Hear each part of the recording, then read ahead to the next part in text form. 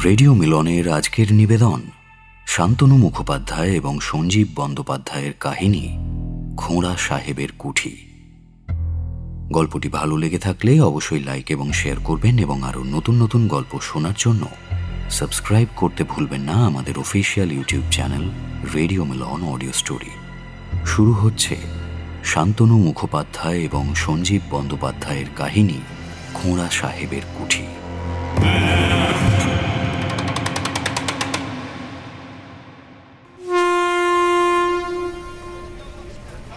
2021 সাল। ভাই সোনামুগুড়ি মিশনারি স্কুলে যাবে? যাব, উঠে বসেন। দাদা, সোনামুগুড়ি মিশনারি স্কুল যাবেন? উঠে আসুন, তবে 200 টাকা ভাড়া লাগবে, রাস্তা খারাপ আছে। ঠিক আছে, চলুন দাদা। অন্বেষাকে বেশ কিছুক্ষণ ধরে লক্ষ্য করছিল দর্শনা। রাস্তা অনেকটা, কাজেই একজন কথা বলার সঙ্গী পেতে নিজে থেকেই আলাপ করল। আপনি কোত্থেকে আসছেন? দুর্গাপুর। আপনি? কলকাতা। তা সোনামুগুড়ি মিশনারি স্কুলের খোঁজ করছিলেন, ওখানে কোনো দরকার ছিল? দরকার বলতে সোনামুগুড়ি মিশনারি স্কুলে আজকে আমার জয়েনিং, ইংলিশ ফ্যাকাল্টি হিসেবে। বাহ, তাহলে তো ভালোই হলো তোমার সাথে আলাপ হয়ে। আমারও আজ ওই স্কুলে জয়েনিং, আমি ইতিহাসের টিচার। এই রে, তোমায় তুমি বলে ফেললাম, কিছু মনে করো না প্লিজ। না না, মনে করার কি আছে, তুইও চলতে পারে, আমরা তো প্রায় সমবয়সী। এই রে, এত কথা বলছি অথচ তোমার নামটাই জানা হয়নি। আমার নাম অন্বেষা। আমি দর্শনা। সোনামুগুড়ি মিশনারি স্কুলে জয়েন করার পর অন্বেষা আর দর্শনার আলাপ হল স্কুল কমিটির প্রধান তথা সোনামুগুড়ি সেন্ট জন চার্চের ফাদার ফ্রেডরিক ব্রাউনের সঙ্গে। Hello father, good afternoon. Hello father, good afternoon. Good afternoon. আপনাদের আসতে কোনো সমস্যা হয়নি তো? না না, গাড়িতে আসতে আসতেই দেখলাম গ্রামটা ভীষণ সুন্দর, চারিদিকে শুধু গাছপালা আর ছোট্ট ছোট্ট টিলা। আমি তো ভাবছি আজকেই একবার গ্রামটা ঘুরে দেখে নেব। সোনামুগুড়ি খুব ছোট্ট সুন্দর একটা গ্রাম, জঙ্গল আর টিলায় ঘেরা। তবে ওই জঙ্গলের ওদিকে যাবেন না, ওদিকটা খুব একটা ভালো নয়। Try to avoid that please. কোন দিকটা ফাদার? দূরে আঙুল দেখিয়ে ফাদার বলল, ওই যে ওইদিকে খোড়া সাহেবের নীলকুঠি, ওদিকে ভুলেও পা রাখবেন না, জায়গাটা সেফ নয়। তোমরা দুজনেই অনেক দূর থেকে এসেছো চাকরি নিয়ে, তোমাদের ভালো মন্দ দেখার দায়িত্ব তো এখন আমারই, তাই আগে ভাগেই বলে দিলাম। তোমরা আমার থেকে অনেক ছোট, তাই তুমি বলেই ডাকছি, কোনো সমস্যা নেই তো? না ফাদার, কোনো সমস্যা নেই, কিন্তু ওই কুঠিতে যেতে বারণ করলেন কেন? কি আছে ওখানে? সে অনেক আগেকার কথা।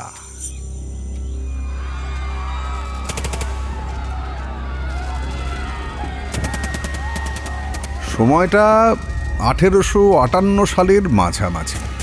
ভারতে তথা বাংলার আনাচে কানাচে তখন সিপাহী বিদ্রোহের আগুন জ্বলছে। প্রাক্তন British army officer major John Hamilton সেনার চাকরি ছেড়ে অবসর নিতে বাধ্য হন, কারণ বিদ্রোহী সিপাহীদের চালানো গুলিতে তার বাঁ পা জখম হয়ে যায়। অবসর নেওয়ার পর কোম্পানির মদতে মেজর হ্যামিল্টন সোনামুগুড়ি গ্রামে গিয়ে নীলকুঠির গোড়াপত্তন করে স্থানীয় চাষিদের জমি কেড়ে নিয়ে তাদের দিয়ে জোর করে নীল চাষ করাতে শুরু করে। তোমাদের নীল চাষ করতেই হবে, নয়তো আমার পোষার নেকড়ে তোমাদের জান নিয়ে নিবে। ও সাহেব, এমন করবেননি সাহেব, আমরা খেতে পাই না, আমরা মরে যাব, ওরম করবেননি। অত্যাচারী হ্যামিল্টনকে স্থানীয় গ্রামবাসীরা খোঁড়া সাহেব বলে ডাকত। নিজে দৌড়তে অক্ষম বলেই হয়তো হ্যামিল্টন একটা অতিকায় নেকড়ে পুষেছিলেন। আদর করে সেই নেকড়ের নামকরণ করেছিলেন রক্স। এই রক্সকে নিয়ে অনেক রকম গুজব সোনামুগুড়ির আকাশে বাতাসে ঘোরাফেরা করত। রক্স নাকি মানুষ খেকো, রক্ত পিপাসু। খোড়া সাহেব নাকি তাকে ওইভাবে ট্রেন করেছেন। বেশ কিছু বিদ্রোহী নীল চাষি অকালে প্রাণ হারিয়েছিল রক্সের মরণ কামড়ে।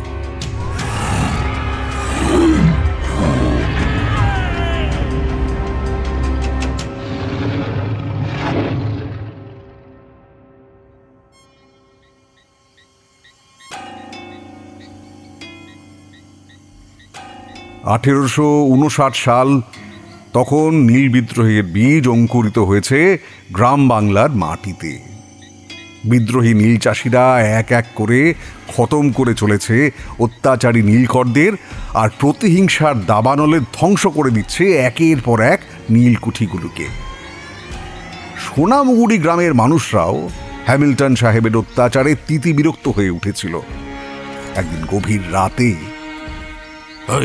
চলো সবাই তোমরা, আজ মোরা ওই খোঁড়া সাহেবের কুঠি ঘিরাও করব। আজই সাহেবের শেষ দিন। চলো সবাই, হাতের কাছে যে যা পাও নিয়ে লাও।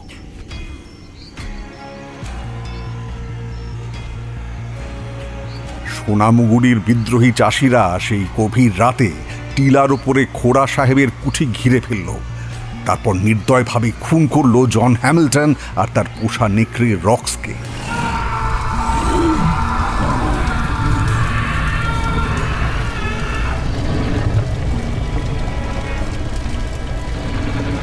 কিন্তু খোড়া সাহেবের ধন সম্পত্তি খুঁজে পাওয়া গেল না। নীল বিদ্রোহ শুরু হতেই সাহেব আঁচ করেছিল যে সেও খুন হতে পারে, তাই তার সমস্ত সম্পদ লুকিয়ে ফেলেছিল সোনামুগুড়িরই কোনো এক গুপ্ত স্থানে, কারণ সেই বিপুল সম্পদ নিয়ে পালানো কার্যত অসম্ভব ছিল। সেই সময় থেকেই পূর্ণিমার রাতে সোনামুগুড়ির টিলার উপর পোড়াকুঠির আশেপাশে দেখা যেত এক নেকড়ে মানুষের ছায়ামূর্তিকে। গ্রামবাসীদের মনে অন্ধবিশ্বাস তৈরি হয়েছিল যে খোড়া সাহেবের পোষ্য রক্সের প্রেতাত্মার ভিতরে আশ্রয় নিয়েছে ওই খোড়া সাহেবের আত্মা। রাতের দিকে মাঝে মধ্যেই ওই নেকড়ে মানুষের হাউলিং শোনা যেত। ফাদারের মুখ থেকে খোঁড়া সাহেবের নীলকুঠির বর্ণনা শুনে দর্শনার বেশ ইন্টারেস্টিং মনে হয়। আপাতত ভদ্রলোককে বিদায় জানিয়ে তারা নিজেদের কোয়ার্টারের দিকে হাঁটতে থাকে। এই অন্বেষা, টিলার ওপরের ওই খোঁড়া সাহেবের কুঠিতে গিয়ে দেখবি ওখানে সত্যি কিছু আছে কিনা। চল, ব্যাপারটায় বেশ একটা অ্যাডভেঞ্চারের গন্ধ আছে। ফাদার ব্রাউনের বারণ সত্ত্বেও দর্শনা আর অন্বেষা টিলার দিকে এগিয়ে যায়, কিন্তু তাদের পথ আটকে সামনে এসে দাঁড়ায় এক সুদর্শন যুবক। হ্যালো ম্যাডাম, আপনারা ওইদিকে কোথায় যাচ্ছেন?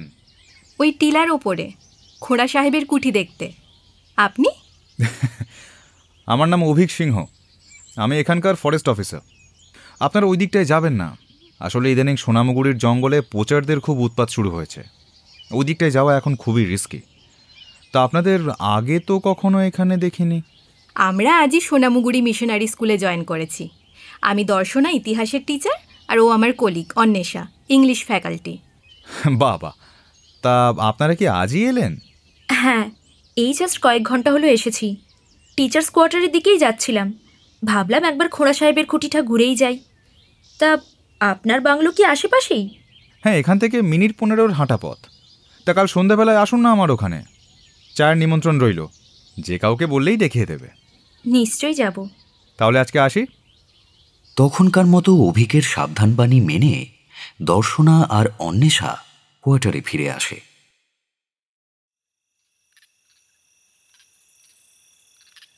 পরদিন সন্ধ্যায় চায়ের নিমন্ত্রণ রক্ষা করতে দুজনে হাজির হয় অভিকের বাংলোয়। আচ্ছা, বেশ বেশ, তাহলে সবাইকে সবার সাথে আলাপ করিয়ে দিই। এ হলো চঞ্চল, লোকাল থানার ইন্সপেক্টর, আমার খুব ভালো বন্ধু। যদিও কাজের সূত্রেই আলাপ, তবে এখন আমরা বন্ধুই বেশি। আর এনারা হলেন দর্শনা আর অন্বেষা, সোনামুগুড়ি মিশনারি স্কুলের টিচার।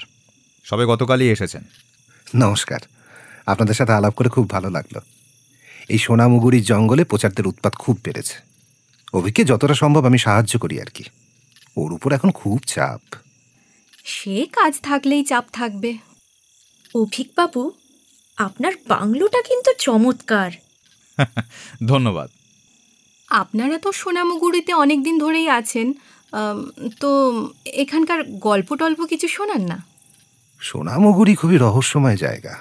বাই দ্য ওয়ে, রহস্যময় বলতে মনে পড়লো, এই কিছুদিন আগে আমার থানায় একটা রিপোর্ট এসেছে যে জঙ্গলে নাকি নেকড়ে মানুষের দেখা মিলেছে। আশেপাশের গ্রাম থেকেও নাকি বাছুর ছাগল রাত বিরেতে গায়েব হয়ে যাচ্ছে। এমনকি মাঝে মধ্যে জঙ্গলে নাকি নেকড়ের হাউলিং শোনা যাচ্ছে। আর সেই হুঙ্কার শুনে গ্রামের বাচ্চারা খুব ভয় পাচ্ছে। ও চঞ্চল, তুই পারিসও বটে। আরে নেকড়ে মানুষ মানে ওয়ারউলফ নামক মিথের উৎপত্তি ওয়েস্টার্ন ওয়ার্ল্ডে, এই ভারতবর্ষে, তাও আমার সোনামুগুরির মতন একটা জায়গায় এরকম একটা নেকড়ে মানুষের দেখা পাওয়াটা গ্রাম্য মানুষের ইলিউশন ছাড়া আর কিচ্ছু নয়। আরে ওটা বড় কোনো শেয়াল টেয়াল কিছু হবে। নেকড়ের ছায়া শরীরের ভেতর ভর করা সাহেবের প্রেতাত্মাও হতে পারে।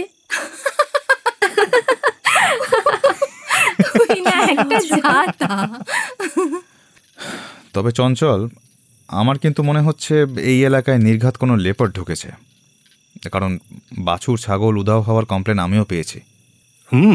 থানাতেও এই নিয়ে কথা হচ্ছিল। যত তাড়াতাড়ি সম্ভব টিম নিয়ে খুঁজতে বেরোতে হবে।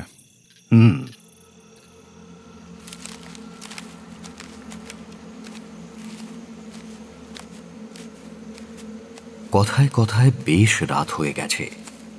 অভিকের বাংলো থেকে বেরিয়ে হেঁটে হেঁটে নিজেদের কোয়ার্টারের দিকে যাচ্ছে দর্শনা আর অন্বেষা। হ্যাঁ রে অন্বেষা, তোর কি হেমেন রায় পড়ে পড়ে বাস্তব বুদ্ধি কমে যাচ্ছে?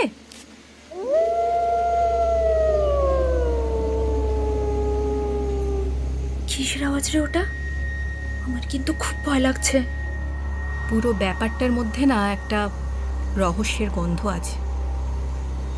একটু আগে অভিক বলেছিল যে এলাকায় নেকড়ে থাকতেই পারে না, কিন্তু তারপর বলল মনে হয় এলাকায় নেকড়ে ঢুকেছে। তুই ভয় পাস না, চটপট পা চালা, কোয়ার্টারের কাছাকাছি চলে এসেছি আমরা।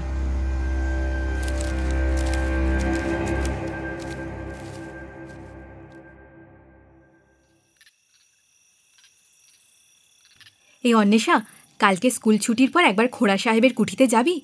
যাব। আমার অদ্ভুত একটা মিক্সড ফিলিং হচ্ছে। একটু একটু ভয় লাগছে, কিন্তু এই কুঠিটা দেখতেও ভীষণ ইচ্ছে করছে।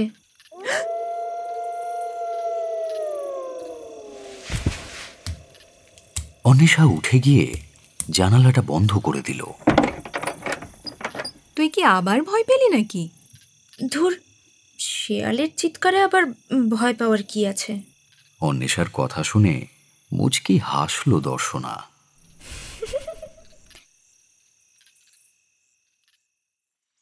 পরদিন স্কুল ছুটির পর বিকেল 4টে নাগাদ দুজন মিলে জঙ্গল পেরিয়ে টিলার ওপরে উঠে পৌঁছে গেল খোড়া সাহেবের কুঠিতে। তোর ফরেস্ট অফিসার বয়ফ্রেন্ড জানতে পারলে কিন্তু খুব বকবে। চুপ কর, বাজে বকিস না। কথা বলতে বলতে দুজনেই ঢুকে পড়ল খোড়া সাহেবের কুঠির ভেতর। চারিদিক ধুলোর আস্তরণ আর মাকড়সার জাল। এদিকে সূর্যের আলো ততক্ষণে পড়ে আসছে। ওরা ওদের মোবাইল টর্চ জ্বালালো। এই দর্শনা, এবার বোধহয় আমাদের ফিরে যাওয়া উচিত। সন্ধে হয়ে আসছে। রবিবার দিন না হয় সকাল সকাল আসা যাবে। সেই ভালো, চল। দুজনেই কুঠি থেকে বেরোতে যাচ্ছে, ঠিক তখনই তাদের নজরে পড়ল একটা বড় সাপ তাদের সামনে ফনা উঁচিয়ে ঠিক যেন তাদের দিকেই তাকিয়ে আছে। ভয়ে দুজনের হাত পা ঠান্ডা হয়ে গেল। হাতে পায়ে কোনো সাড় পাচ্ছে না আর হয়তো কয়েক মুহূর্ত। ঠিক তখনই পেছন থেকে কেউ একজন লাঠি দিয়ে সাপটার ফনায় আঘাত করল।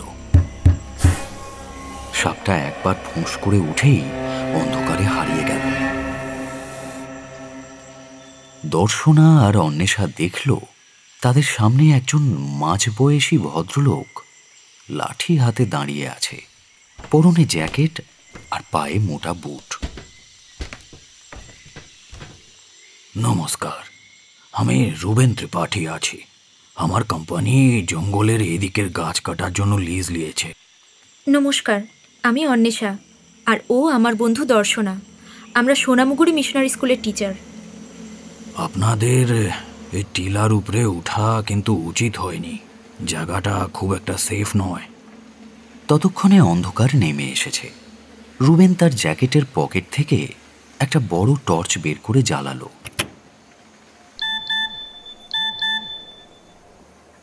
হ্যাঁ বলুন অভিকবাবু। হ্যালো, আপনারা কোথায় বলুন তো? আমরা খোড়া সাহেবের কুঠি দেখতে এসে একটু ঝামেলায় পড়ে গেছিলাম। এক ভদ্রলোক আমাদের হেল্প করলেন।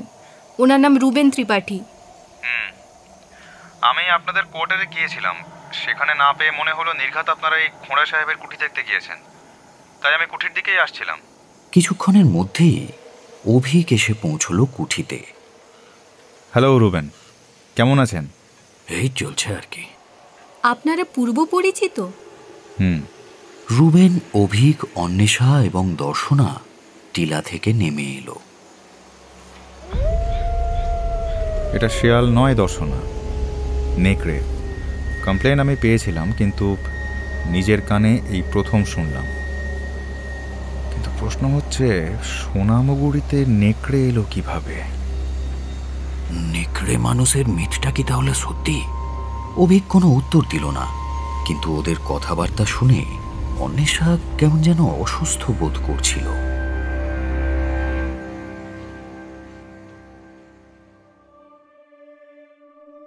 কোয়ার্টারে পৌঁছে অন্বেষার ধুম জ্বর এলো।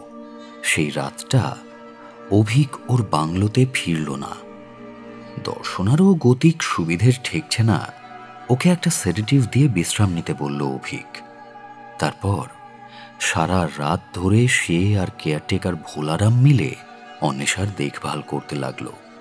কখনো মাথা ধুইয়ে দেওয়া, কখনো ওষুধ খাওয়ানো।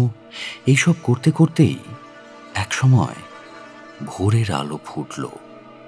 অন্বেষাও অনেকটাই সুস্থ এখন। বেলার দিকে অভিকের কাছে খবর পেয়ে চঞ্চলও অন্বেষাকে দেখতে এলো। ওদিকে ভোলারামের কাছে সব শুনে ফাদার ব্রাউনও এসে হাজির। আমি তোমাদের প্রথম দিনই সাবধান করে দিলাম যে ওদিকে যাবে না, তাও তোমরা আমার কথা শুনলে না। আমি ওনাদের অনেকবার বারণ করেছিলাম ফাদার, কিন্তু তাও ওনারা কথা শুনলেন না। ঠিক আছে, যাওয়ার হয়ে গেছে। ভবিষ্যতে আপনারা কিন্তু এভাবে কাউকে কিছু না জানিয়ে কোথাও যাবেন না। আর তুমি একটু আমার সঙ্গে বাইরে চলো তো অভিক, কথা আছে। চঞ্চলের পেছন পেছন অভিক বাইরে বেরিয়ে গেল।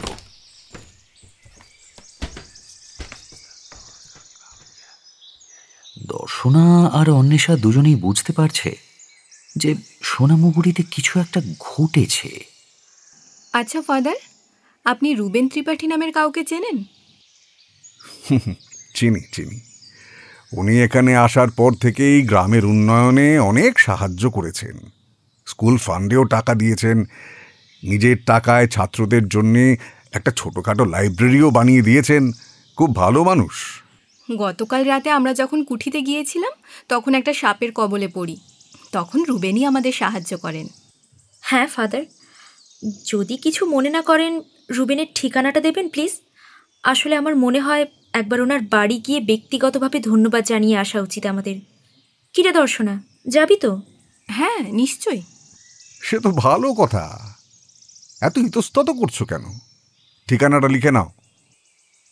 রুবেনের ঠিকানা দিয়ে ফাদার ব্রাউন বিদায় নিলেন। ইতিমধ্যে চঞ্চলকে বিদায় জানিয়ে অভিক ও দর্শনাদের কোয়ার্টারে এসে উপস্থিত হয়েছে। অভিকবাবু, কাল আমরা রুবেন ত্রিপাঠীর বাড়ি যাচ্ছি। হাজার হোক আমাদের উনি বিপদ থেকে রক্ষা করেছেন। ভালো তো। আচ্ছা একটা কথা বলুন তো, রুবেন ত্রিপাঠী লোক কেমন? ফাদার বলছিলেন রুবেন ত্রিপাঠী নাকি গ্রামের কাজে অনেক হেল্প করেছেন, অথচ আপনার ভাবভঙ্গি যেন কেমন কেমন। পরে কোনো একদিন বলবো সব।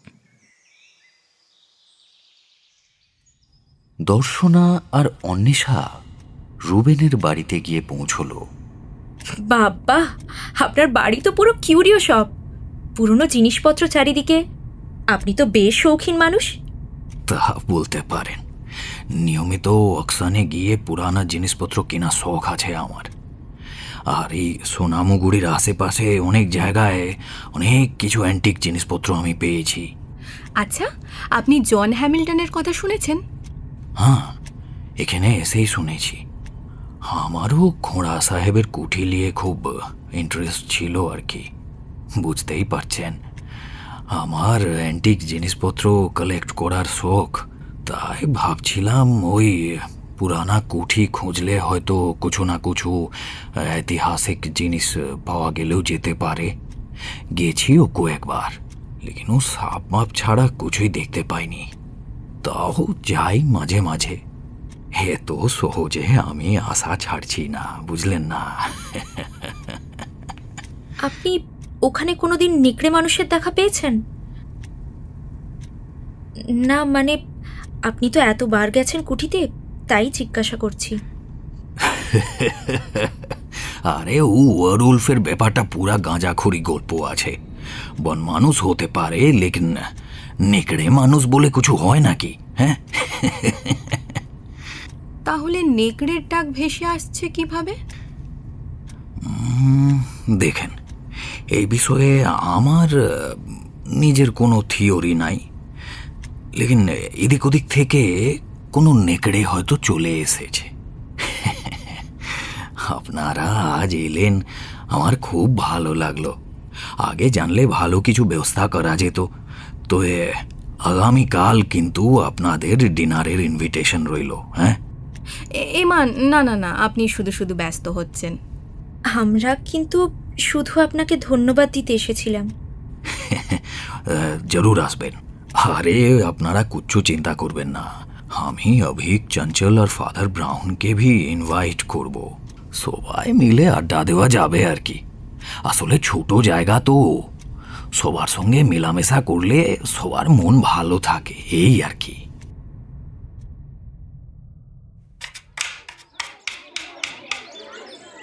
আজকে আমরা পড়ব নীল বিদ্রোহ। নীল বিদ্রোহ 1859 সালে হওয়া একটি কৃষক বিদ্রোহ। বাংলার কৃষকরা নীল চাষ করতে অস্বীকার করে নীলকর সাহেবদের বিরুদ্ধে রুখে দাঁড়িয়েছিল। 1 বছরেরও বেশি সময় ধরে এই বিদ্রোহ চলেছিল। গ্রাম্য সমাজের প্রধানরা এবং বড় বড় চাষিরা সবচেয়ে সক্রিয়ভাবে এই বিদ্রোহে নেতৃত্ব দিয়েছিলেন। মিস, একটা কথা বলবো? বলো বুদ্ধ। আমার দাদু জিতিন মাহাতো ঠাকুরদা খোড়া সাহেবের কুড়িতে নীল চাষ করতো, জানেন? তাই? শোনো, আজ স্কুল ছুটির পর আমি আর অন্বেষা মিস তোমাদের বাড়ি গিয়ে তোমার দাদুর সাথে আলাপ করে আসবো, ঠিক আছে? আচ্ছা মিস। মিসের কথা শুনে বুদ্ধ তো আহ্লাদে আটখানা। স্কুল ছুটির পর অন্বেষা আর দর্শনা বুদ্ধর বাড়ি গিয়ে তার দাদুর সঙ্গে আলাপ করে। জিতিন তাদের পরিবারের ইতিহাস সবিস্তারে গুছিয়ে বলতে লাগলো। সেদিন গভীর রাতে মোর ঠাকুরদা বীরু মাহাতো আর গ্রামের সবাই মশাল হাতে নিয়ে কুঠিটা ঘিরে ফেলে, তারপর পুরো কুঠিটা জ্বালাই দিয়েছিল। সাহেবের একটা পোষা নেকড়ে ছিল না? আর বলবেন নি, সাহেবের নেকড়ে অনেক নীল চাষিকে খুন করেছিল। ওসব সময়ের কথা মনে না করাই ভালো। আপনারা কখনো নেকড়ে মানুষের কথা শুনেছেন? মোদের বিশ্বাস সেই সাহেবের পেট ও পোষা নেকড়ের ভিতরে ঢুকে রাতে শিকার করতে বেড়াচ্ছে। খোড়া সাহেব মরে গিয়েও মোদের রেহাই দেয় নাই। বুঝলাম। আচ্ছা, আজ আমরা আসি। ভালো থাকবেন আপনারা। বুদ্ধ, কালকে সব হোম টাস্ক করে নিয়ে আসবে, কেমন?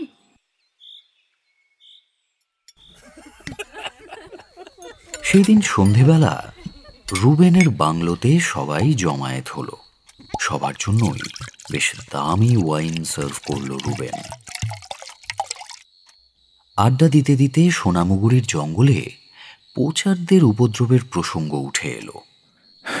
একটা কথা কি জানো, সম্প্রতি এই জঙ্গলে বেশ কিছু বন্যপ্রাণীর ছাল ছাড়ানো মৃতদেহ পাওয়া যাচ্ছে।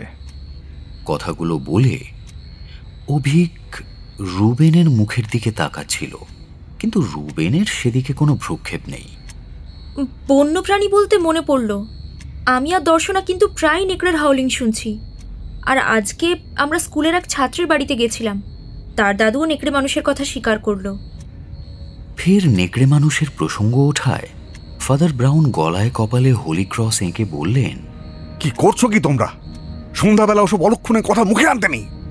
কিন্তু ফাদার, আমার মনে হয় একজন স্কুলের হেড হয়ে এইসব কুসংস্কারে বিশ্বাস রাখা আপনার উচিত নয়।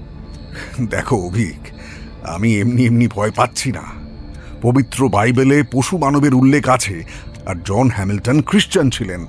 তার মতো দুষ্ট আত্মার ওয়্যারউলফ হয়ে ওঠা কিছুই বিচিত্র না।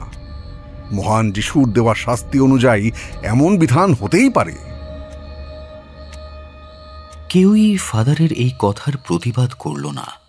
আরও নানান বিষয়ে কথাবার্তা চলতে লাগল। রাতে খাওয়া দাওয়ার পর অভিক অন্বেষা, দর্শনা এবং চঞ্চলকে তাদের কোয়ার্টারে পৌঁছে দিল।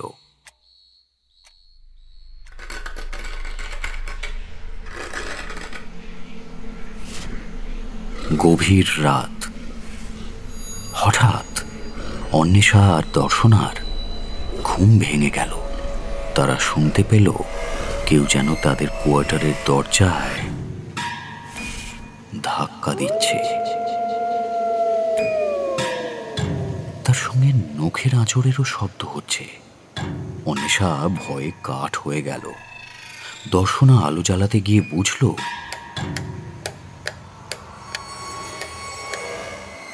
লোডশেডিং। এবার তারও গা ছমছম করে ওঠে। সে জানালার দিকে এগিয়ে যায়।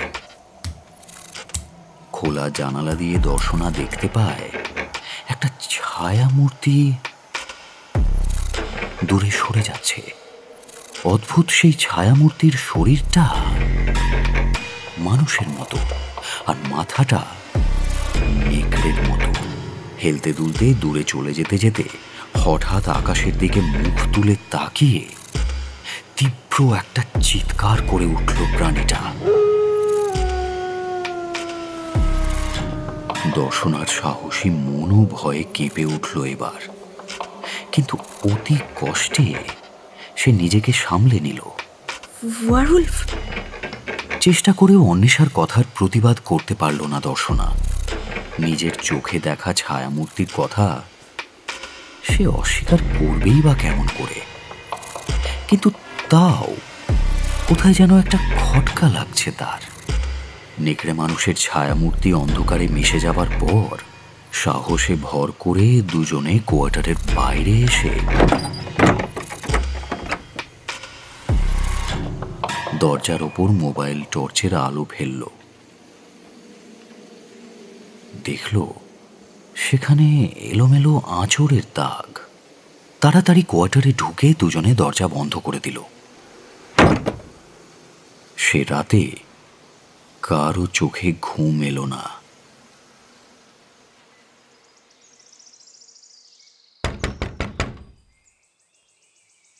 দিদি, বলছি বেলা হয়ে গেল যে, উঠো। যাচ্ছি ভোলাদা, দাঁড়াও। এ অন্বেষা, উঠ উঠ, সকাল হয়ে গেছে। উঠছি তো, তুই গিয়ে দরজাটা খোল।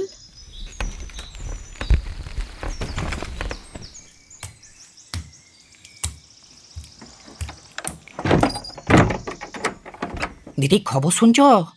কি খবর? কাল রাত থেকে দুটা বাচ্চা ছানাকে খুঁজে পাওয়া যাচ্ছে নি। মানে কোন দুটো বাচ্চা ছেলে? আমাদের স্কুলের? হ্যাঁ গো, একজন হচ্ছে তোমাদের ওই ছাত্র বুদ্ধ মাহাতো, আর অন্যজন রাজু সোরেন। সে কি গো? তাইলে আর কি বলছি দিদি, ওদের নিখোঁজ হওয়া নিয়ে গ্রামে সভা বসেছে। গ্রামে সব বয়স্ক মানুষরা ভয়ে সিটায় গেছে একবারে। কাল রাতে নেকড়ে মানুষের হুঙ্কার শোনা গেছে। বুদ্ধর যে দাদু, ওই জিতিন মাহাতো, ও তো বারবার বলছে যে এটা নির্ঘাত খোড়া সাহেবের ভূতের কীর্তি। সাহেবের প্রেত এখন তার খুনির পরিবারের সবাইকে ধ্বংস করবে, বদলা নিতে চায়। জিতিনের কথা গ্রামের লোকেরা মানিয়ে লিছে, কারণ ওই রাজুর পূর্বপুরুষরাও সেই নীল বিদ্রোহীদের দলে ছিল গো, যারা খোড়া সাহেবের কুঠিতে আগুন লাগাই দিয়েছিল ওদের মধ্যে। ও, তাহলে এই ব্যাপার। ভোলাদা, আমরা তৈরি হয়ে সোজা স্কুলে চলে যাব, তুমি তোমার কাজে যাও। আচ্ছা দিদি। ভোলারামের মুখে সব শুনে দর্শনা আর অন্বেষা তৎক্ষণাৎ স্কুলের অফিসে গিয়ে পৌঁছল।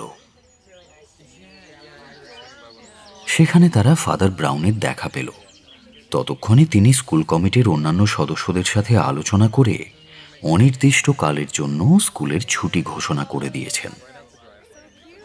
ফাদার, আপনি অনির্দিষ্টকালের জন্য স্কুলের ছুটি ঘোষণা করে দিলেন কেন? গত রাত থেকে দুজন বাচ্চাকে খুঁজে পাওয়া যাচ্ছে না। একজন হলো বুদ্ধ মাহাতো, অন্যজন রাজু সোরেন। গ্রামের বয়স্কদের বিশ্বাস যে এই মুহূর্তে বাচ্চারা নিরাপদ নয়, সেই জন্যই। আচ্ছা ফাদার, এই বিষয়ে আপনার ব্যক্তিগত মত কি? কোথায় যেতে পারে বাচ্চাগুলো? গতকাল ছিল সেই দিন যেদিন সোনামুগুড়ির নীল চাষিরা খোড়া সাহেবের কুঠিতে আগুন লাগিয়ে দিয়েছিল। আমার মনে হয় জন হ্যামিল্টনের দুষ্ট আত্মা তাই গতকালের রাতটাই বেছে নিয়েছিল তার প্রতিশোধ চরিতার্থ করার জন্য। ফাদার, আপনাকে গ্রামে সবাই ডাকছে, চলুন। হ্যাঁ, আমি আসছি, তুমি যাও। লোকটি বিদায় নিতে ফাদার ব্রাউন ওদের দুজনকে বললেন, শোনো, তোমরা আজকে কোয়ার্টারে ফিরে যাও, আর যদি চাও তো দিন 10 ছুটি নিয়ে বাড়ি চলে যাও। না ফাদার, এই অবস্থায় আমরা বাড়ি যাব না। এই কদিনই আমাদের দুজনের এই গ্রামটার ওপর কেমন যেন মায়া পড়ে গেছে। এই বিপদের সময় আমরা গ্রাম ছেড়ে কোথাও যাব না। আমরা এখানেই থাকবো ফাদার। আর একটা রিকোয়েস্ট, প্লিজ আমাদের আপনার সাথে গ্রামের সবাই নিয়ে চলুন। এটা কি করে হয়? তোমরা এখন ওখানে গিয়ে কি করবে? সবাই নতুন এসেছো, এখনই এইসব বিষয়ে জড়িয়ে পড়ার কোনো মানে হয় না। প্লিজ ফাদার, আমাদের নিয়ে চলুন। বাচ্চাগুলোকে নিয়ে আমরা ভীষণ চিন্তায় আছি। আচ্ছা ঠিক আছে, এসো আমার সঙ্গে। একটা কথা মাথায় রেখো, ওখানে গিয়ে হয়তো কিছু জিনিস তোমাদের কুসংস্কার বলে মনে হবে, কিন্তু কোনোভাবে গ্রামীণ বিশ্বাসে হস্তক্ষেপ করবে না বা আপত্তি তুলবে না। মনে থাকবে, আসলে এই সব ব্যাপারে সোনামুগুড়ির বাসিন্দারা ভীষণ স্পর্শকাতর। আচ্ছা ফাদার।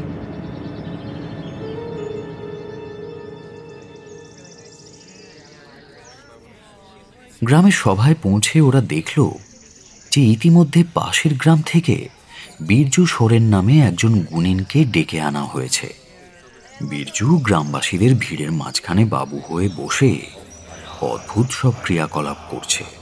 বীরজুর কাণ্ডকারখানা দেখে দর্শনার মাথা গরম হয়ে গেল, কিন্তু অন্বেষা অবাক চোখে দেখে যেতে লাগলো। আরে আরে এগুলো কি করছেন পাগলের মতো? আগে তো বাচ্চা দুটোকে খুঁজে পাওয়া দরকার। আরে বাবা, তুই এত উত্তেজিত হচ্ছিস কেন? ফাদার ব্রাউন কি বললো এর মধ্যে ভুলে গেলি? দর্শনা ফাদারকে দেওয়া কথা মনে করে চুপ করে যায়। হঠাৎ সেই সভায় এসে উপস্থিত হয় রুবেন ত্রিপাঠী। তাকে দেখে গুঞ্জন শুরু হয়ে যায়। আরে এসব কি হচ্ছে কি এখানে? হ্যাঁ নিধিরাম বাবু, আপনি তো এই গ্রামের মোড়ল। হ্যাঁ, এসব কুসংস্কার বন্ধ করে পুলিশে খবর দিন। এসব ওঝা ফোঝা দিয়ে কিছু হবে না। দেখেন বাবু, আপনি হলেন এই গ্রামের বাইরের মানুষ, আপনার পক্ষে এখানকার সংস্কার বুঝে ওঠা সম্ভব নয়। রুবেন তার সঙ্গে তর্ক জুড়ে দেয়, আর এই সুযোগে দর্শনাও রুবেনের পক্ষ নিয়ে তার বক্তব্য রাখতে থাকে। এই সময় অন্বেষা সেই জটলার জায়গা থেকে খানিকটা সরে এসে অভিককে ফোন করল। হ্যালো অভিক, গ্রামে যেখানে নিখোঁজ বাচ্চা দুটোকে নিয়ে সভা বসেছে ওখানে তাড়াতাড়ি চলে আসুন। বলেই ফোনটা কেটে দেয় সে। তারপর দর্শনার কাছে ফিরে গিয়ে বলে, এই দর্শনা, এবার চুপ কর, তুই অনেক বলেছিস। রুবেন, চলো এখান থেকে, আর আপনারা শান্ত হন, সবাই শান্ত হন। এই সময় সেখানে এসে উপস্থিত হলো অভিক আর চঞ্চল। দর্শনা বুঝতে পারে যে কোনো এক ফাঁকে অন্বেষা অভিক আর চঞ্চলকে ফোন করে ডেকে এনেছে। পুলিশ অফিসার হিসেবে চঞ্চলের দায়িত্ব বুদ্ধ আর রাজুর খোঁজ করা। যেহেতু অভিকের সন্দেহ জঙ্গলের লেবার থাকতে পারে, তাই সেও এসেছে। অন্যদিকে বীরজু তখনও তার কাজকর্ম চালিয়ে যাচ্ছে। চঞ্চল জিতিন মাহাতো এবং অন্য বাচ্চাটির পরিবারের সঙ্গে কথা বলতে শুরু করলো, আর অভিক সবাইকে ঠান্ডা করে তখনকার মতো বাড়ি পাঠালো। অন্বেষা, তুই এই অবস্থায় বাড়ি যেতে চাস? কখনোই না। যতদিন না বাচ্চাদের খুঁজে বার করা যাচ্ছে ততদিন আমি কোথাও যাব না। বরং আমরা একসাথে খোঁড়া সাহেবের কুঠির রহস্য ভেদ করব। আমি জানতাম, তবে তোর একটা ধন্যবাদ প্রাপ্য, অভিক আর চঞ্চলকে গত রাতে দেখা ওয়ারউলফের কথা না বলার জন্যে। Thank you. জানলে ওরা আমাদের বাড়ি পাঠিয়ে দিতে পারে, তাই বলিনি। জানিস, আমার মনে হচ্ছে কেউ বা কারা আমাদের দুজনকে গ্রাম ছাড়া করবার প্ল্যান করেছে, তাই আমাদের ভয় দেখানোর চেষ্টা করছে। তাহলে গতকাল রাতে যেটা দেখলাম সেটা কি আমাদের চোখের ভুল? দেখ, দুজনের তো একসঙ্গে চোখের ভুল হতে পারে না, কিন্তু আমরা গতকাল যেটা দেখেছি সেটা কতটা বাস্তব আর কতটা সাজানো সেটাই খুঁজে বার করতে হবে। আর তার জন্যে যত তাড়াতাড়ি সম্ভব দিনের আলো থাকতে থাকতে আমাদের ওই খোড়া সাহেবের কুঠিতে যেতে হবে। সত্যি? হ্যাঁ, কালকেই যাব। মনে রাখবি, কেউ আমাদের সন্দেহের ঊর্ধ্বে নয়।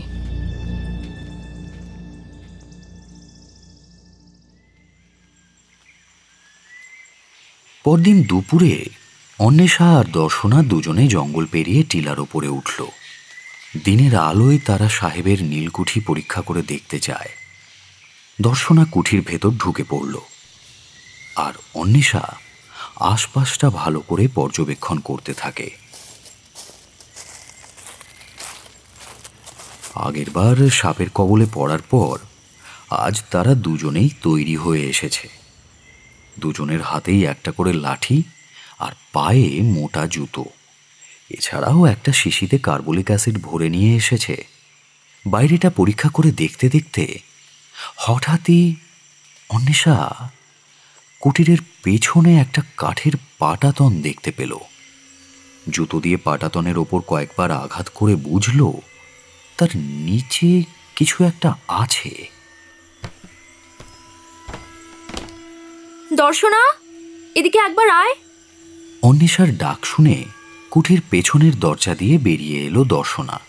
তারপর দুই বান্ধবী মিলে কাঠের পাটাতনটা সরিয়ে দিল।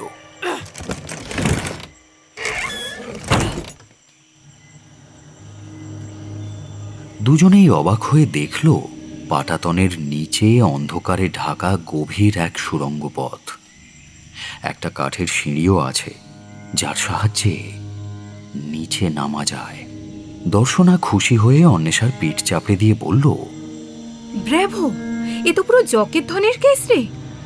হেমেন রায়ের মুখ রেখেছিস তুই। চল নিচে নামি। দুজনে সুড়ঙ্গ পথ পেয়ে নিচে নামতে লাগলো। বেশ কিছুটা নামার পর ওরা দেখল সামনে একটা বন্ধ কাঠের দরজা। চাপ দিতেই বুঝতে পারল দরজাটা ভেতর থেকে বন্ধ, বাইরে কোনো তালা নেই। দুজনে দুটো লাঠি দিয়ে আঘাত করতে থাকে দরজায়।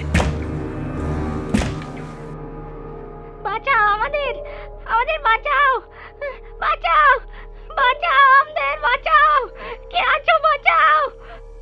গলা শুনেই দর্শনা চিনতে পারল তার ছাত্র বুদ্ধর গলা। দরজায় মুখ রেখে সে বলল, বুদ্ধ, বুদ্ধ, আমি দর্শনা মিস। আমরা তোমাদের উদ্ধার করতে এসেছি। রাজু কি তোমার সঙ্গে আছে? আমরা একসঙ্গে আছি মিস, আমাদের নিয়ে যান এখান থেকে। অন্বেষা তাড়াতাড়ি ওপরে উঠে গিয়ে কুঠির ভেতর থেকে লোহার একটা ভারী টুকরো তুলে নিয়ে আবার সুড়ঙ্গ পথ বেয়ে নিচে নেমে এলো। দর্শনা অন্বেষার হাত থেকে জিনিসটা নিয়ে সেটা দিয়ে জোরে আঘাত করল দরজায়। অবশেষে কাঠের দরজা লোহার কাছে হার মানল। ভেতরে ঢুকে ওরা দেখল ঘরের এক কোণে বুদ্ধ আর রাজু হাত পা বাঁধা অবস্থায় পড়ে আছে। দুজনে মিলে তাড়াতাড়ি ওদের বাঁধন খুলে দিল। কে তোমাদের এখানে বেঁধে রেখেছিল? ফাদার ব্রাউন আটকে রেখেছেন। কি? Father brown? তিনি তোমাদের ভুলিয়ে ভালিয়ে নিয়ে এসে এখানে আটকে রেখেছেন? মিস, কিন্তু ফাদার এরকম করবেন কেন? সেটা তো আমিও ঠিক বুঝে উঠতে পারছি না। যাকে এসব ভাবার এখন সময় নেই। বাচ্চা দুটোকে নিয়ে তাড়াতাড়ি এখান থেকে বেরোতে হবে। তারও আগে এই জায়গাটা আরো ভালো করে পরীক্ষা করতে হবে। কিছু তো একটা ব্যাপার আছেই।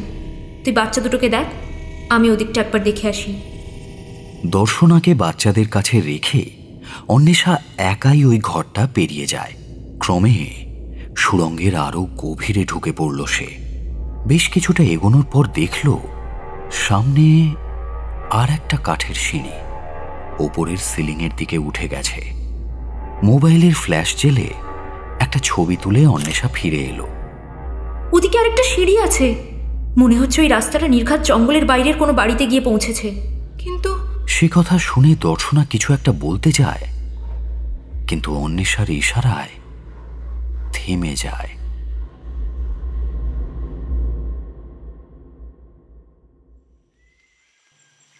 বুদ্ধ আর রাজুকে নিয়ে অভিকের সঙ্গে দেখা করে সব কথা খুলে বলল দর্শনা। এবার দরকার ফাদার ব্রাউনকে জেরা করে আসল সত্যিটা বের করা। ফাদার ব্রাউনের কথা জানাতে অভিক চঞ্চলকে ফোন করতে যাবে, ঠিক সেই সময়েই অভিকের ফোনে চঞ্চলের ফোন এলো।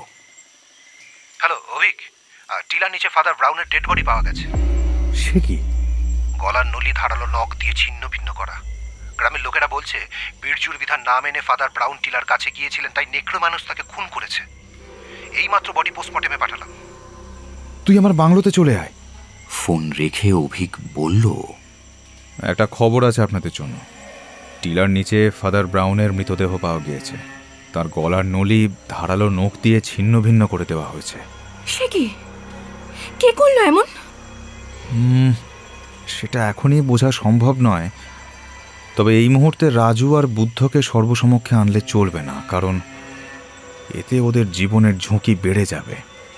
আমার বিশ্বাস ফাদার ব্রাউন একা নন, আরও কেউ আছে এর মধ্যে ইনভলভড। সম্ভবত তিনি আসল কালপ্রিটও নন, তার মাথার ওপরে অন্য কেউ আছে। সেই ফাদার ব্রাউনকে দিয়ে বুদ্ধ আর রাজুকে কিডন্যাপ করিয়েছিল।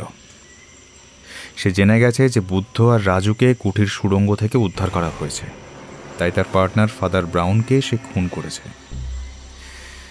আসলে সে নিজেকেই বাঁচিয়েছে, যাতে পুলিশের জেরায় ফাদার তার নাম বলে দিতে না পারে। কিন্তু প্রশ্ন হচ্ছে, কিসের পার্টনারশিপ? আর বেছে বেছে বুদ্ধ আর রাজুকেই বা কিডন্যাপ কেন করা হলো?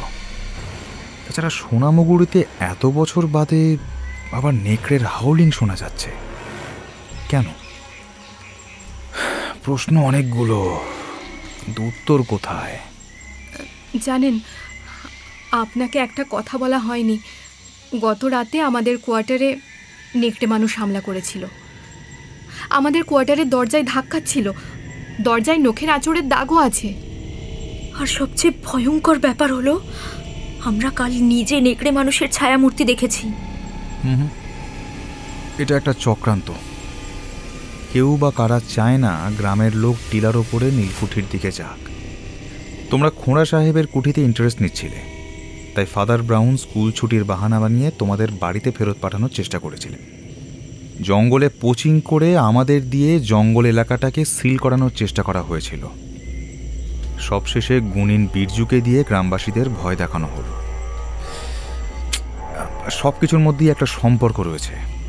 আমার মনে হয় সুড়ঙ্গ পথের শেষে যে সিঁড়িটা সিলিংয়ের দিকে উঠে গেছে, খুব সম্ভবত সেটা রুবেনের বাংলোর ভেতর গেছে।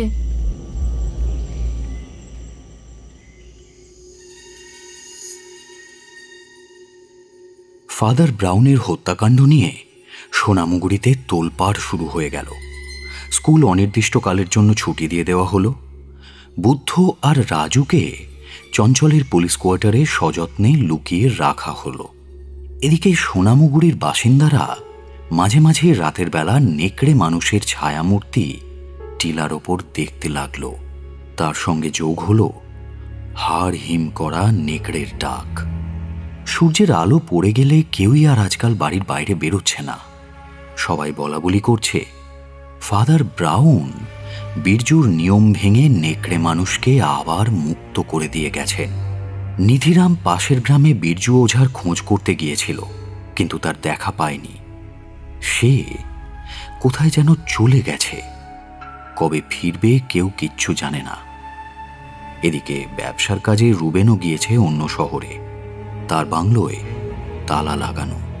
একদিন সন্ধ্যের দিকে অভিক আর দর্শনা রুবেনের বাংলোর বাগান আর লন পরীক্ষা করতে করতে কুঠির সুড়ঙ্গের মতোই আর একটা কাঠের পাটাতন আবিষ্কার করল। অন্বেষা গিয়েছিল চঞ্চলের কোয়ার্টারে বুদ্ধ আর রাজুর সঙ্গে দেখা করতে। কাজ সেরে অভিকার দর্শনারও সেখানেই যাবার কথা। কাঠের পাটাতনটার ওপরে একটা লোহার ল্যাচ লাগানো আছে, আর সেটার উপরে একটা তালা।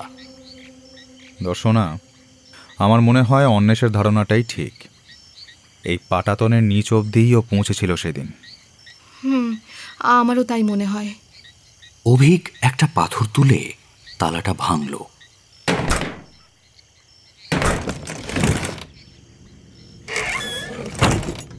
ল্যাচটা সরিয়ে পাটাতনটা তুলে দেখে একটা সুড়ঙ্গ পথ চলে গেছে ভেতরে। আপনি ওপরে অপেক্ষা করুন, আমি নিচে নামছি। এই বলে অভিক সিঁড়ি বেয়ে নিচে নেমে যায়। বেশ কিছুক্ষণ কেটে গেছে। নিচ থেকে অভিকের কোনো রকম সাড়া শব্দ না পেয়ে দর্শনা তার হাতের টর্চটা বের করে নিচে আলো ফেলল। আর ঠিক তখনই কেউ তার মাথার পেছনে সজোরে আঘাত করল। সিঁড়ি বেয়ে গড়িয়ে নিচে পড়ে গেল দর্শনা। এদিকে অনেক রাত পর্যন্ত অভিকার দর্শনা ফিরে না আসায় চঞ্চল আর অন্বেষা রুবেনের বাংলোয় এসে পৌঁছল। খানিক খোঁজাখুঁজির পর অন্বেষার চোখে পড়ল সেই কাঠের পাটাতনটা। সেখানে কোনো তালা নেই, শুধু ল্যাচটা টানা। ল্যাচ খুলে অন্বেষা আর চঞ্চল নিচে নেমে যায়।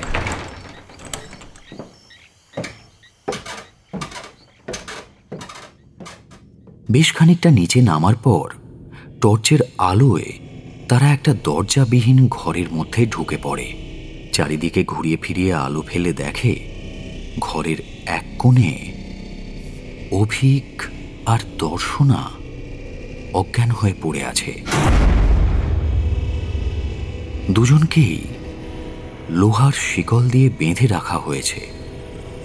ঠিক সেই সময় ওপরের পাটাতনটা বন্ধ হয়ে গেল। তারা বুঝল তারাও অভিক আর দর্শনার মতো পাতালবন্দি হল। অন্বেষা তার ব্যাগের ভেতর থেকে একটা ছোট জলের বোতল বের করে দর্শনা আর অভিকের চোখে মুখে ছিটিয়ে দেয়। তাদের জ্ঞান ফিরিয়ে আনার চেষ্টা করে। ঠিক সেই সময় ঘরের আলো জ্বলে উঠল। ওরা দেখল ঘরে এসে ঢুকেছেন রুবেন ত্রিপাঠী। देखें मैडम, इधर उधर का बात ना करे सीधा सीधा बोली। আপনারা যখন আমার পার্সোনাল ম্যাটারে নাক গলিয়েছেন তখন আপনাদেরকেই আমাকে সাহায্য করতে হবে। তাই নাকি? তা কি সাহায্য চাই আপনার? খোলাখুলি বলছি, এই সোনামুগুড়ির খোঁড়া সাহেবের কুঠি নীল বিদ্রোহের আগুনে জ্বলে যাবার আগেই সাহেব তার সমস্ত ধন সম্পত্তি কুঠির কাছাকাছি কোথাও লুকিয়ে রেখেছিলেন। সেই সব সম্পত্তি আমার চাই। আগে ফাদার ব্রাউনি আমাকে হেল্প করতেন, আর আমার বুদ্ধিতেই সোনামুগুড়িতে নেকড়ে মানুষের আবির্ভাব হয়েছিল। সেটা করেছিল বিরজু আর ফাদার ব্রাউন, যাতে ওয়ার উলফের ভয়ে কেউ এই টিলার ধারে কাছে না আসে। उधर फॉरेस्ट डिपार्टमेंट के थोड़ा बहुत बिजी रखार जोनो छोटा मोटा पोचिंग भी करा है जंगले। लेकिन अपनारा सोनामुगुड़ीते एसे खोड़ा साहेबेर कुठी लिये बड्डो बेशी इंटरेस्टेड हये पड़ेछिलेन। ताई किछुटा आउट अफ द वे जेते हयेछे आमाके। बच्चा दुटाके किडनैप कराते हय, बाट आमी निजे हाथे किछु करिनी। फादारई ओदेर भुलिये भालिये एदिके এনেছিলেন। তারপর বিরজুকে গুণিন সাজিয়ে গ্রামের মানুষদের কাছে পাঠালাম। আর নেকড়ে মানুষের ছায়া ডাক এসব তো ছিলই। বেছে বেছে নীল বিদ্রোহের শরিকদের বংশধরদেরকেই কিডন্যাপ করা হয়। ব্যাপারটা খানিকটা ওই আপনাদের বাংলাতে বলে না, এক ঢিলে দুই পাখি মারা, সেই রকম ছিল। গ্রামের মানুষকে ভয় পাওয়ানো আর আপনাদের দুজনকে, আই মিন দর্শনাজি আর নেশাজি, আপনাদেরকে বাড়ি পাঠানো। প্রথমটা হলেও দ্বিতীয়টা হলো না। ভেবেছিলাম ফাদার ব্রাউন ছুটি দিয়ে দিলে আপনারা বাড়ি চলে যাবেন, কিন্তু কোথায় কি, আপনারা তো সোজা কুঠিতে গিয়ে রাজু আর বুদ্ধকে উদ্ধার করে ফেললেন। হ্যাঁ, কিন্তু তার রেজাল্ট কি ভয়ঙ্কর দেখলেন তো। ফাদার ব্রাউনকে শুধু শুধু মরতে হলো, আমাকেও গা ঢাকা দিতে হলো এই চোরা পাতাল কুঠুরির ভিতরে। আর নেকড়ে মানুষে যে উপরে কাজ চালাতে লাগলো বিরজু সোরেন। এটা মজার জিনিস আপনাদের শোনাই, শোনেন। কথাগুলো বলেই রুবেন একটা সুইচ অন করল, আর সঙ্গে সঙ্গে কোনো গোপন স্পিকার থেকে বেজে উঠল নেকড়ের ডাক। অডিও সিস্টেমের মারফত পাতাল ঘরের ঘুলঘুলি দিয়ে সোনামুগুড়ির বাতাসে ভেসে বেড়াতে লাগলো নেকড়ে মানুষের ডাক। এত সমস্যার মধ্যেও অভিক আর দর্শনার ঠোঁটের কোণে হাসি ফুটে উঠল, কারণ তারা যা সন্দেহ করেছিল তা প্রায় সবটাই মিলে যাচ্ছিল রুবেনের স্বীকারোক্তিতে। এবার দর্শনা রুবেনের দিকে সরাসরি তাকিয়ে জিজ্ঞেস করল, আপনার নাম Ruben Hamilton Tripathi, great grandson of captain John Hamilton, তাই না? বাহ, এ তো কিছু জেনে গেছেন।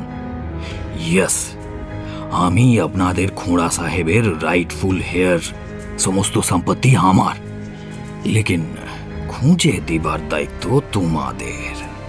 এক রাত সময় দিলাম, তোমরা যদি আমার গুপ্তধন খুঁজে দিতে পারো তাহলে তোমাদের ছেড়ে দেব, নইলে এই পাতাল ঘরে তোমাদের পচে মরতে হবে সবাইকে। যোগ হয়ে আমার গ্রেট গ্র্যান্ডফাদারের সম্পত্তি পাহারা দিবে তোমরা। রুবেন তাদের দুটো লণ্ঠন এনে দেয়। এলাও, লণ্ঠন দুটা ধরো, পরে কাজে দিবে। এখন তোমাদের দুজনের দায়িত্ব এক রাতের মধ্যে খুঁড়া সাহেবের সম্পত্তি খুঁজে বের করা এবং তারপর আমার হাতে তুলে দেওয়া। তোমাদের মোবাইল ফোনগুলো বিরজু আগেই সরিয়ে নিয়ে গেছে, কাজে কোনো রকম চালাকি করার চেষ্টা করো না। আপাতত দর্শনা দেবী শিকল আমি খুলে দিলাম। বিরজু, এই ছোঁড়া দুটার উপর নজর রাখবে, কোনো রকম চালাকি করলে গুলি করে মেরে দিবি, ঠিক আছে? এই বলে রুবেন দর্শনার শিকল খুলে দেয়। তোমরা দুজনে আমার সঙ্গে এসো। দর্শনা আর অন্বেষাকে নিয়ে রুবেন ভেতরে যায়। পাতাল পথ পেয়ে তারা পৌঁছে যায় নীলকুঠির অভ্যন্তরে। একটা ঘরে ভিন্টেজ ওয়াইনের ক্যাসকেট সাজানো। রুবেন হেসে বলল, এই গুণটা আমি আমার অ্যানসেস্টার্সদের থেকে পেয়েছি। সেদিন ডিনার পার্টিতে তোমাদের এই ক্যাসকেটগুলো থেকেই ওয়াইন সার্ভ করেছিলাম। তারপর তারা অন্য একটা ঘরে সরে গেল, যেখানে সাজানো আছে বিভিন্ন পশুর স্টাফ করা মাথা। কি নেই সেখানে! বাঘ, সিংহ, ভাল্লুক, বাইসন, লেপার্ড, হরিণ। সেগুলো দেখে অন্বেষা দর্শনাকে জিজ্ঞেস করল, হ্যাঁ রে দর্শনা, কুঠির ড্রয়িং রুমের বদলে এগুলো পাতাল ঘরের দেওয়ালে সাজিয়ে রাখা কেন? কি জানি। দর্শনা রুবেনের দিকে ফিরে বলল, রুবেন, আপনি যে কোনো একটা ট্রফি দেওয়াল থেকে নামিয়ে আনুন তো। রুবেন দেওয়াল থেকে একটা বাইসনের মাথা নামিয়ে দর্শনার দিকে এগিয়ে দেয়। বেশ ভারী। দর্শনা সেটাকে অন্বেষার দিকে এগিয়ে দিয়ে বলে, সেরকম কিছুই তো দেখছি না, তুই দেখ। অন্বেষা ট্রফিটা হাতে নিয়ে ভেতরের তুলোর আস্তরণ টেনে সরিয়ে দিল। তিনজনে অবাক হয়ে তাকিয়ে দেখল ভেতরটা সোনার পাত দিয়ে বাঁধানো। রুবেন আনন্দে হাততালি দিয়ে ওঠে। ধীরে ধীরে সব ট্রফির ভেতর থেকেই সোনার পাত বেরিয়ে আসে। ওটা কি রে দর্শনা, ওই টেবিলের নিচে পড়ে আছে? জানি না, চ গিয়ে দেখি। দুজনেই একটা টেবিলের দিকে এগিয়ে যায়। আরে, এটা তো একটা অর্নেট ক্যান্ডেল স্ট্যান্ড। নিচের দিকটা দেখ, কেমন যেন চাবির মতন। স্ট্যান্ডটা দেখেই মনে হচ্ছে এটা কোনো একটা চার্চের সম্পত্তি। চল একবার চার্চে গিয়ে দেখে আসি। রুবেন, আপনিও আসুন। চার্চে পৌঁছে সেখানকার সবকিছু তন্ন তন্ন করে খুঁজে দেখে তারা। অল্টার বেস থেকে খুঁজে পায় আরও একটা পাতাল ঘরের গুপ্ত দরজা। সেখানে একটা ব্রাস ক্যাসকেট খুঁজে পায় তারা। অর্নেট ক্যান্ডেল স্ট্যান্ডের মাথাটা চাবির মতো ব্যবহার করতেই ক্যাসকেটটা খুলে যায় এবং সেটার মধ্যে থেকে বেরিয়ে আসে 1840 সালের ভিক্টোরিয়ান কয়েন্স। শুধু কয়েনই নয়, কাস্কেটের ভেতর ছিল আরও দুটি দুষ্প্রাপ্য বস্তু। একটি ওয়াইন গ্লাসের সেট আর একটা বাঁধাই করা মানপত্র। ইতিহাসের শিক্ষিকা দর্শনা অবাক হয়ে দেখল যে ক্যাপ্টেন জন হ্যামিল্টনকে দেওয়া সেই মানপত্র নিজের হাতে লিখেছিলেন স্বয়ং লর্ড ক্যানিং। ওই ওয়াইন গ্লাস দুটো লর্ড ক্যানিং উপহার দিয়েছিলেন সোনামুগুরির খোঁড়া সাহেবকে। রুবেন ত্রিপাঠীর বুক পরিবারের গর্বে ফুলে ওঠে।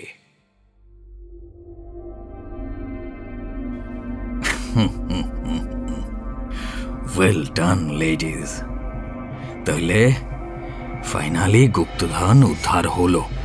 Feel very proud of my family, you know. Anyway, আমার নিজের কথা তো আপনাদের কিছুই বলা হয়নি। আমি থাকি দিল্লিতে একটা কাজে। লন্ডনে গিয়ে আমি জন হ্যামিল্টনের লেখা কিছু লেটার পাই। ভারতের সোনামুগুরি গ্রাম থেকে যে লেটারগুলো তিনি লিখেছিলেন তার লন্ডন নিবাসী wife মারিয়াকে। And thanks to those letters, because I got to know about these hidden treasures from those letters only. And in no time, I decided that I have to find that treasure. And I will enjoy it till my last breath. সেই plan মাফিক আমি জঙ্গলের একটা portion lease নিলাম আর চলে আসলাম এই সোনামুগুরিতে। পুরা ব্যাপারটাই আমাকে খুব গোপনে করতে হয়েছিল, কারণ ইন্ডিয়ান গভর্নমেন্ট জেনে গেলে আমি আমার অ্যানসেস্ট্রাল ট্রেজার কিছুই পাবো না। সবই সালা সরকার গাপ করবে অ্যাকর্ডিং টু দ্য ল। আমি এটাও বুঝতে পারি যে ফাদার ব্রাউনও অনেক বছর ধরে একা একাই এই গুপ্তধন খুঁজে বেড়াচ্ছেন, লেকিন সফলতা পাননি। তাই তাকে পার্টনার হিসেবে দলে টানি আর ওনাকে ব্যবহার করে পাশের গ্রামের প্রফেশনাল অ্যাক্টর বিরজু সোরেনকে হাত করে নি। বিরজু কখনো নেকড়ে মানুষ, কখনো গুনিনের ছদ্মবেশ নিয়ে আমাকে সাহায্য করত। আর হাউলিংয়ের ব্যাপারটা তো পুরাটাই অডিও টেকনোলজি, সে তো আপনারা দেখলেনই। আপনারা দুজন যখন বুদ্ধ আর রাজুকে উদ্ধার করেন তখনই আমি বুঝতে পারি যে ফাদার ব্রাউনকে বাঁচিয়ে রাখা যাবে না, কারণ বাচ্চারা আমাকে চিনে না ঠিকই, লেকিন ফাদার ব্রাউনকে চিনে। আর তারা যদি পুলিশকে ফাদারের নাম বলে দেয় তাহলে ফাদার আমাকে ভি ফাঁসিয়ে দিবে। তাই নেকড়ে মানুষ স্বীকার করলো ফাদারকে, এবং এখন ঠিক এইরকম ভাবেই নেকড়ে মানুষের শিকার হবেন আপনারা চারজন। কাল ভোরে আপনাদের 4টা ডেড বডি পাওয়া যাবে ওই টিলার নিচে।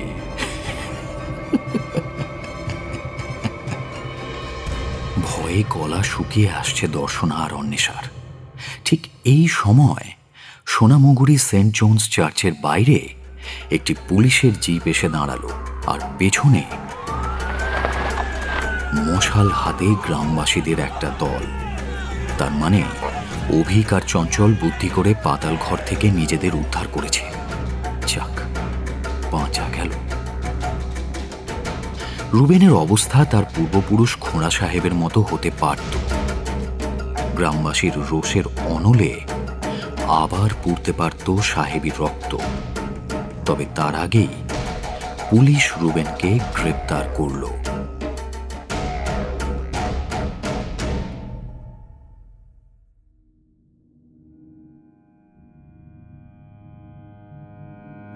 এতক্ষণ আপনি শুনছিলেন শান্তনু মুখোপাধ্যায় এবং সঞ্জীব বন্দ্যোপাধ্যায়ের কাহিনী খোঁড়া সাহেবের কুঠি,